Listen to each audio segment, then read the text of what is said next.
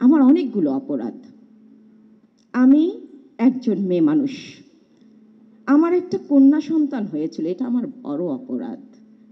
আমি একটা কলেজে ইংরেজি বিষয়ের প্রভাষক, সেটাও আমার বড় অপরাধ। এবং আমি রাত বেরোতে পারবো কিনা সেটা তাদের। যাই হোক, আমি নাসিমা জামান ববি। 2009 সালে আমি রংপুর সদর উপজেলা পরিষদে ভাইস চেয়ারম্যান নির্বাচন করি এবং 1,43,801 ভোট পেয়ে নির্বাচিত হই।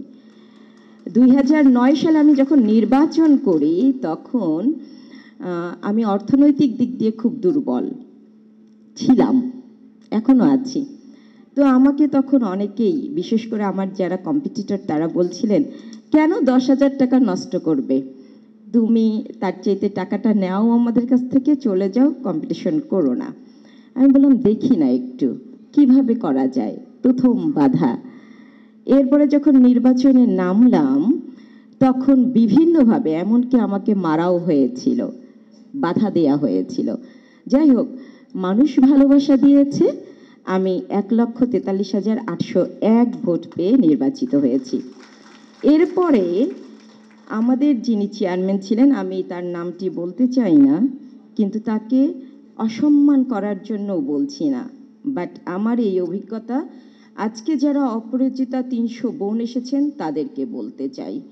2012 সালে তার ইচ্ছা হলো যে তিনি রংপুর সিটি কর্পোরেশনের মেয়র নির্বাচন করবেন, সুতরাং তাকে চেয়ারম্যান পদটা ছাড়তে হবে। তো তখন একটা নিয়ম ছিল, আপনারা যারা কাজ করছেন তারা লোকাল গভর্নমেন্টের আইনগুলো জানেন। ওই সময়ে একটা নিয়ম ছিল যে যিনি প্যানেল, এখনো আছে, যিনি প্যানেল 1 তিনি দায়িত্ব পাবেন ভারপ্রাপ্ত। তো প্যানেল 1 ওই সময়ে করার আরেকটি নিয়ম ছিল, যেটা এখন বিলুপ্ত হয়েছে, যে ওই পরিষদে যারা সদস্য থাকবেন, উপজেলা পরিষদের যারা সদস্য থাকবেন তারা নির্বাচন করবেন এবং নির্বাচন করে প্যানেল 1 প্যানেল 2 নির্বাচিত করবেন। তো আমাদের তখন সিটি কর্পোরেশনের অনেকটা এলাকা জুড়েই আমাদের তখন 11টা ইউনিয়ন। তো 11 ইউনিয়ন চেয়ারম্যান, আমরা 2 জন ভাইস চেয়ারম্যান, এই 13 জন। নাসিমা জামান ববি একজন মেয়ে মানুষ, অতি সম্প্রতি তার একটি কন্যা সন্তান জন্ম হয়েছে, যে সন্তান প্রায়ই অসুস্থ থাকে।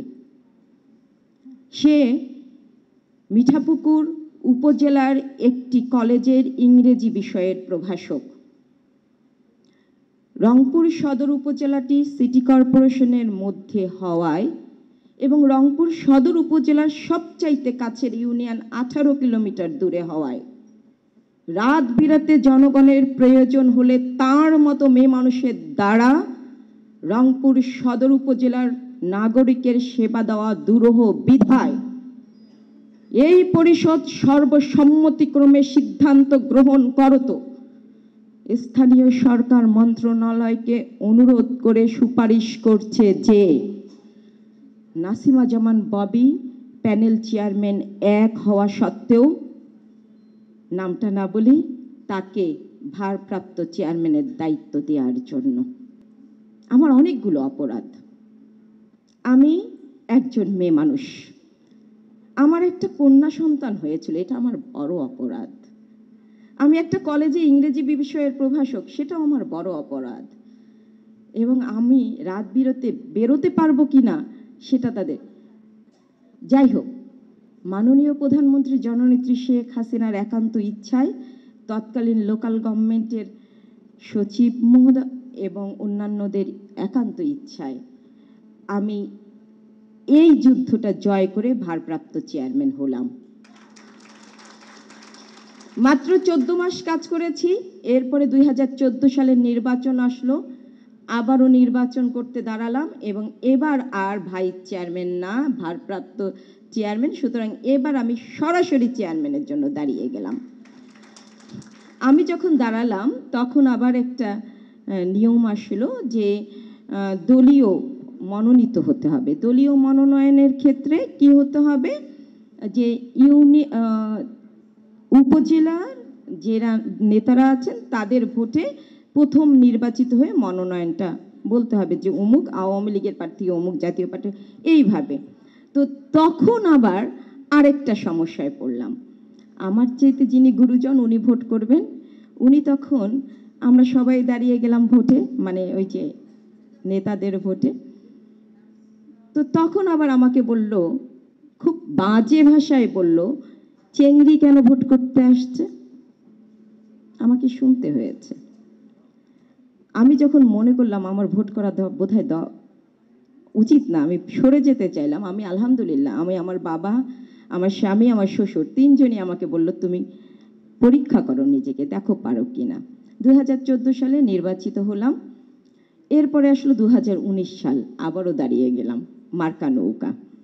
নিজের দলের বিদ্রোহী ক্যান্ডিডেট, সেই সাথে আপনারা জানেন রংপুর সদর উপজেলা, এখানে জাতীয় পার্টি একটা বড় অংশ মিলে আছেন, তাদের দলের ক্যান্ডিডেট দাঁড়িয়ে গেছেন, একজন এখানে আছেন উপস্থিত। যাই হোক, আমরা কম্পিটিশন করলাম এবং আবারও জিতলাম।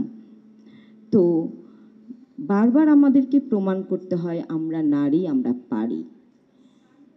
তো আমি আমার বোনদেরকে শুধু বলতে চাই, এইরকম কথা যখন আসে, আমি কিন্তু পিছিয়ে গিয়েছিলাম।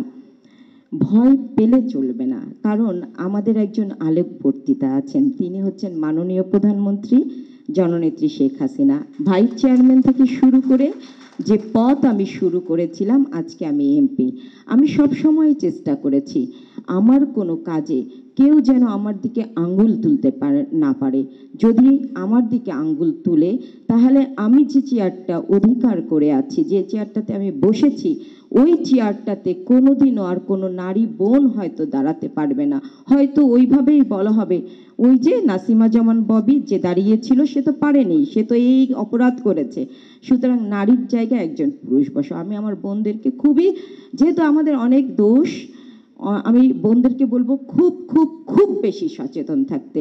তবে ভয় পাওয়ার কিছু নাই, আমাদের একজন মাননীয় প্রধানমন্ত্রী আছেন, জননেত্রী শেখ হাসিনা আছেন, যিনি, আমরা বেগম রোকেয়ার সেই মতিচুর যদি পড়ে থাকি, তাহলে দেখব বেগম রোকেয়ার স্বপ্ন ছিল নারীরা একজন কেরানি পর্যন্ত হবে, কিন্তু মাননীয় প্রধানমন্ত্রী জননেত্রী শেখ হাসিনা আমাদেরকে ওই কৃষকের মাঠ থেকে শুরু করে সেই প্লেনের পাইলট পর্যন্ত বানিয়ে ফেলেছেন। তিনি প্রেরণা দিয়েছেন। তিনি যখন আছেন, ইনশাল্লাহ আমরা সবাই পারবো এবং এক একজন অপরাজিতা হব।